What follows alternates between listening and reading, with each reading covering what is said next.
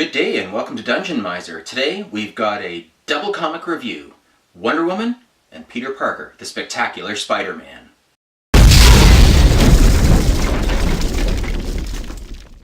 So Wonder Woman has been getting a lot of attention lately, obviously because of the smash hit movie, which is awesome. If you have not checked out my review, please check it out. I'll just assume that you've seen it, but if you haven't, get out there and check it out. It's a really good movie.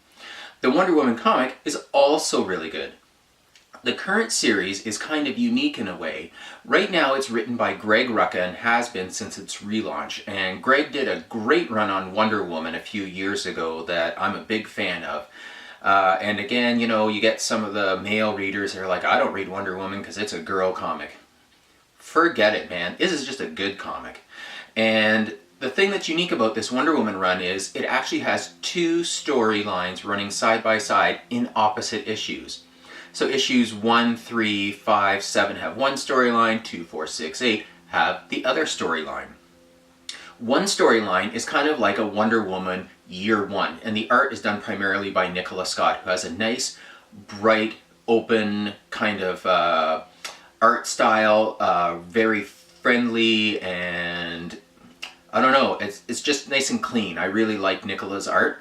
And it does like a Wonder Woman Year 1, like first coming into our world and what she discovers and the trouble she has. Unlike in the movie, she doesn't enter our world during World War I, and she doesn't speak hundreds of languages. So there are problems with her fitting in and getting used to not only, as in the movie, our customs and ways, but also language barriers and all kinds of other things like that.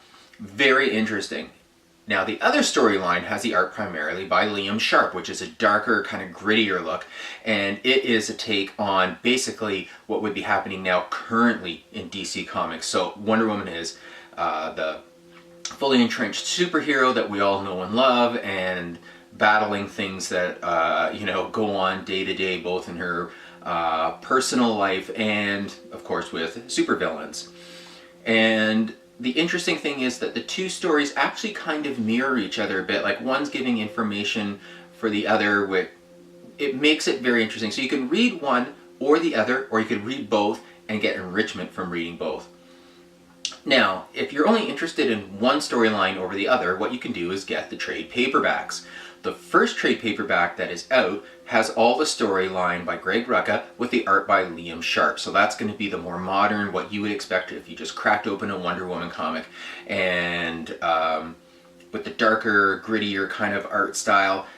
So that's what's happening in those issues. The second trade paperback is out, and it is the one that is more of an origin story, Year 1, an expanded look at her coming in from Themyscira to the world of men, but women live here too.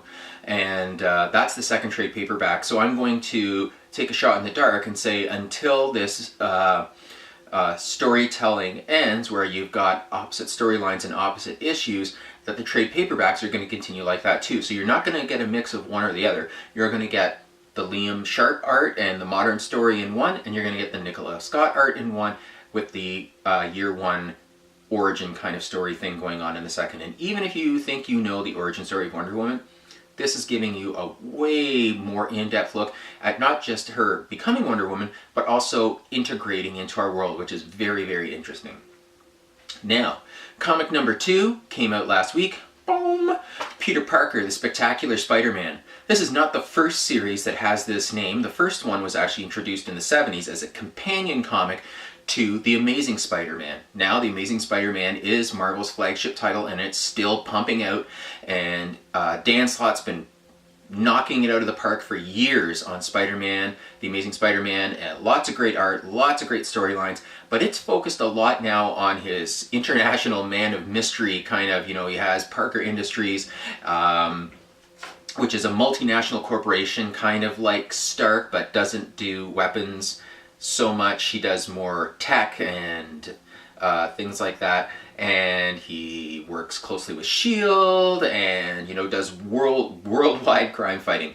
So the Spectacular Spider-Man is actually a breath of fresh air, because the new Spectacular Spider-Man is written by Chip Zdarsky with art by Adam Kubert. Boom, both good. And this comic focuses more on him just being your friendly neighborhood Spider-Man, swinging through New York City. In the very first issue, he's hanging out with the Human Torch, which is a very cool Spider-Man buddy-buddy thing to do. And it gets back to the humor and the kind of real-world problems that the Spider-Man we know and love has to deal with. So if you are looking to jump back into Spider-Man and you don't know what to do, like with The Amazing Spider-Man, because, I mean, it is a very global feeling comic book. Like, he fights crime all over the world, threats all over the world, international threats. Then Spectacular Spider-Man might be more for you. I really enjoyed it. I was skeptical. Marvel is just pumping out books, boom, boom, boom. Like, anyone who has a name from their pantheon has their own comic now. Like the Guardians of the Galaxy, and every single member of the Guardians of the Galaxy each have their own books, it seems. And there's a lot of junk being pushed out there, and I'm not picking on the Guardians, I'm just saying that Marvel's pushing them out. So I did pick this up because, you know, has two thumbs and is the biggest Spider-Man fan on the planet? Boom, this guy. So I picked it up for that reason, and I was really pleasantly surprised. I knew Kubert was going to, you know, show up with some great art, but the writing was really good. It was funny. It was fun. It was, it felt like hanging out with an old pal. There weren't a whole ton of storylines and dangling plot threads. Now, of course, it is only issue 1, but it felt like classic Spider-Man. So, Wonder Woman, Spider-Man, both superheroes, both very different kinds of heroes, and I wholly recommend both of them for you people out there in internet land. If you're interested in one or the other, or looking to give a new title a shot, these could be for you. Spider-Man just getting off the ground at issue 1. Wonder Woman is about 23, 24, 25 issues in, but you can also pick up the trade paperbacks, again, picking which storyline you want, or try them both out. Until next time, I'll see you here on Dungeon Mizer. Dungeon Mizer out.